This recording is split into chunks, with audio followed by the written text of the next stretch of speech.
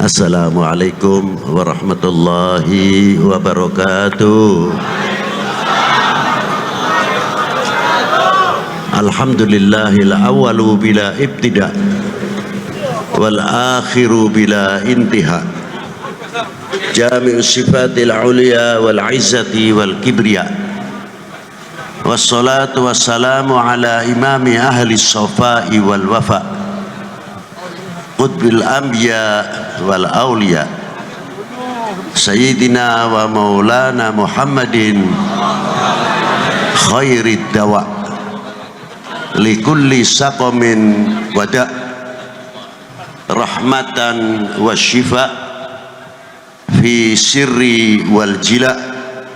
Wa ala alihi wa sahbihi ma damatil ard was sama amma ba'du. Ayuhas sadati sadatina al-a'izza al-fudala. Saya mengucapkan syukur terima kasih kepada Allah Subhanahu wa taala yang masih mendapat panggilan dengan pelantara haflah Maulid Nabi sallallahu alaihi wasallam. Satu kehormatan untuk umatnya mau menghadiri bita'zim kepada Nabi besar Sayyidina Muhammad sallallahu alaihi wasallam. Yang saya hormati para syiban, para sesepuh, bini sepuh, para alim ulama, para kiai, para ajengan, para habaib, bapak-bapak instansi dari instansi pemerintahan, sipil, TNI, Polri yang selalu kita banggakan. Dan saya hormati Habibana Alwi bin Husain Al-Attas. Maaf apabila saya tidak bisa menyebutkan satu persatu. Bukan berarti kita menghormati ta'zim kita.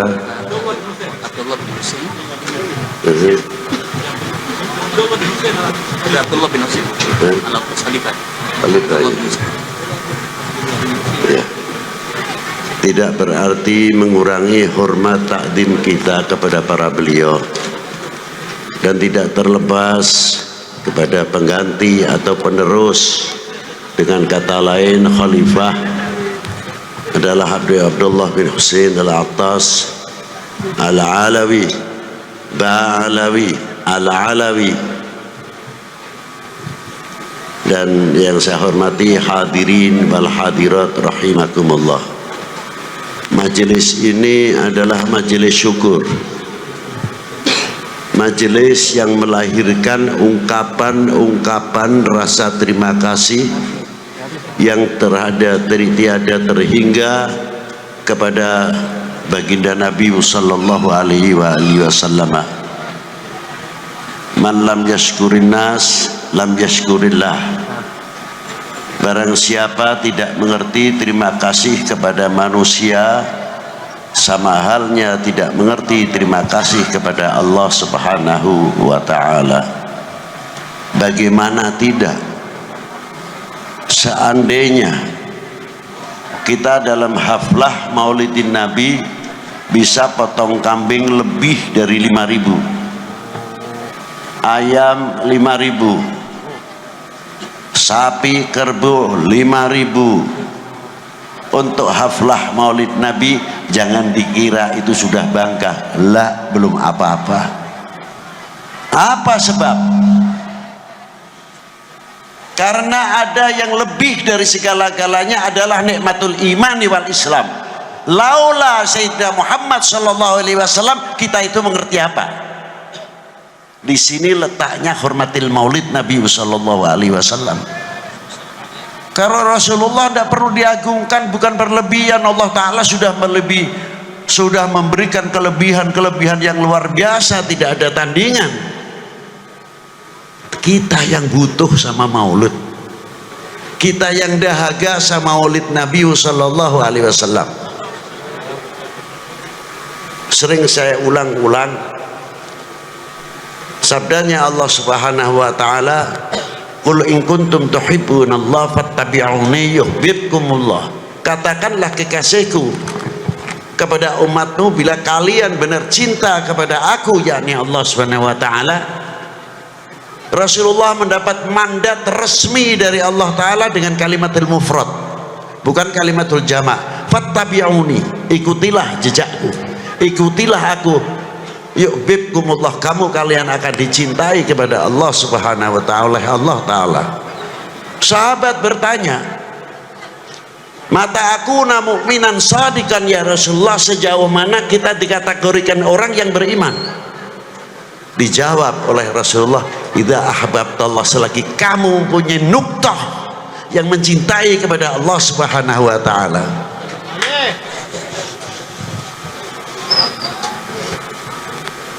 Yang kedua, sahabat itu tadi bertanya, lalu kepada siapa lagi ya Rasulullah? Kepada utusannya. Selanjutnya ya Rasulullah, mengikuti torekohnya, sunnahnya. Aneh, kalimat torekoh sunnah dibelakangkan, yang awal mahabbahnya dahulu. Apa sebab? Kalau orang mahabbah kepada Rasulullah, menjalankan sunnahnya, torekotnya, sunnahnya, tidak membayangkan pahalanya seberapa. Karena apa? Mahabbah itu mahal betul. Tapi kalau tidak ada mahabbah, tanya pahalanya apa saja. Ini perbedaannya orang cinta dan orang yang tidak cinta. Dan orang yang mencintai kepada umat, mencintai kepada ahli bait Nabi, mencintai kepada sahabat, semuanya mencintai kepada para aulia, tidak mungkin apalagi kepada keluarganya membuka aibnya orang yang dicintainya. Karena apa? Mahabbah. Maka dari itu pendidikan akhlakul karimah oleh Allah Subhanahu wa taala untuk umatnya sangat luar biasa. Apa diantaranya? Karena Allah Subhanahu wa taala memanggil para nabinya, para anbiya atau para rasulnya bi asma'ihim, dengan namanya masing-masing. Ya Musa, ya Ibrahim, ya Ismail, wa Ishaq, wa Yaqub, ila akhiril ayat yang disebutkan di dalam Al-Qur'anul Karim. Allah Ta'ala melarang kepada kita, la taj'al du'a rasul bainakum kaddu'a ba'dukum ba'dha. Jangan kamu memanggil kekasihku ini sebagaimana engkau memanggil sesamamu. Anehnya yang menciptakan memberikan contoh kepada umat ini. Apa panggilan Allah kepada Rasulullah? Tidak ada kalimatun nida ya Muhammad, ya Ahmad. Tapi yang ada Yasin, Toha, ya Muzammil, ya Mudaththir, ya ayuhan Nabi, ya ayuhan Rasul. Inilah pendidikan akhlakul karimah langsung minal Maula Jalla wa'ala. Ternyata panggilan itu mengandung satu mahabbah, kedua kali haibah, kewibawaan. Coba kalau umat Sayyidina Muhammad SAW manggil, jangankan lagi kepada Rasulullah, terlalu tinggi. Kepada siapa? Badeka ajengan. Ajengan saha, ajengan fulan, mugi-mugi panjang umurna, panjang siswana. Bade angkat kemarana, ajengan fulan, disebutkan kiainya, ajengannya, bukan namanya belaka. Menambah wibawa yang memanggil. Begitu pula kita seumpamanya kepada ustadz yang mengajarkan anak-anak kita, orang yang tua padahal umurnya jauh lebih daripada ustadznya, memanggilnya apa? Ya ustadz, ya ustadz bang. Anaknya akan melihat bapaknya apa? Bapak saya saja umurnya jauh lebih tua, hormatnya kepada saya punya guru luar biasa, akan dicontoh oleh anak-anaknya. Begitu pula RT, RW apabila lingkupnya menghargai, wibawa pemerintahan setempat dari RT, RW akan terangkat. Karena apa? Rakyatnya, masyarakatnya mengerti, menghormati dengan panggilan sesuai jabatannya masing-masing. Itulah hebatnya. Maka dari itu apabila umat ini semua mengagungkan kepada Rasulullah dengan panggilan-panggilan baginda Nabi Rasulullah sallallahu alaihi wasallam, Sayyidina wa Maulana Muhammadin. Haibatul Islam, haibatul umat Islam luar biasa, tidak akan turun. Mengapa kita haibahnya turun? Kita koreksi dan introspeksi kepada diri kita masing-masing, sejauh mana kita mahabbah kepada baginda Nabi sallallahu alaihi wasallam. Hadis ini diteruskan, di tengah-tengahnya ada kalimah wal yatawaffatun nas fil iman ala qadri tafawutihim fi mahabbati. Kadar bobot iman seseorang adalah tergantung kecintaannya kepada aku. Bila mana kecintaannya sama Rasulullah luar biasa, imannya akan semakin meningkat, menambah dan akan berkembang makrifatnya. Hadis ini bisa diputar balik oleh siapa? Oleh oknum manusia yang akan menghancurkan umat Islam khususnya dan umat beragama pada umumnya. Apa diantaranya ditafsirkan? Oh, kalau begitu, kalau menghancurkan umat Islam, kalau menghancurkan umat beragama, jauhkan kepercayaannya masyarakat, kepercayaannya umat ini kepada nabinya, kepada ulamanya, kepada habaibnya, kepada tokoh-tokoh dunia Islam, supaya jauh. Apabila ini sudah terjadi, maka umat Islam akan mudah dihancurkan. Yang kedua, ditafsirkan bagaimana caranya untuk menghancurkan pemerintah. Bagaimana cara menghancurkan tidak percaya kepada TNI Polri-nya? Orbit terus, kesalahan yang kecil diorbitkan supaya kepercayaan masyarakat ini jauh. Diangkat yang oknum-oknumnya, supaya kita semakin jauh kepercayaannya kepada TNI Polri-nya dan pemerintah. Apabila masyarakat ini sudah kena hoax, karena di Indonesia ada dua ketahanan yang kuat. Yang pertama, pertahanan yang kuat adalah TNI Polri, ekonomi, pertanian, pendidikan. Itu diantara pertahanan nasional. Yang kedua, pertahanan semesta adalah rakyat. Bagaimana cara menghancurkan? Bikin hoax,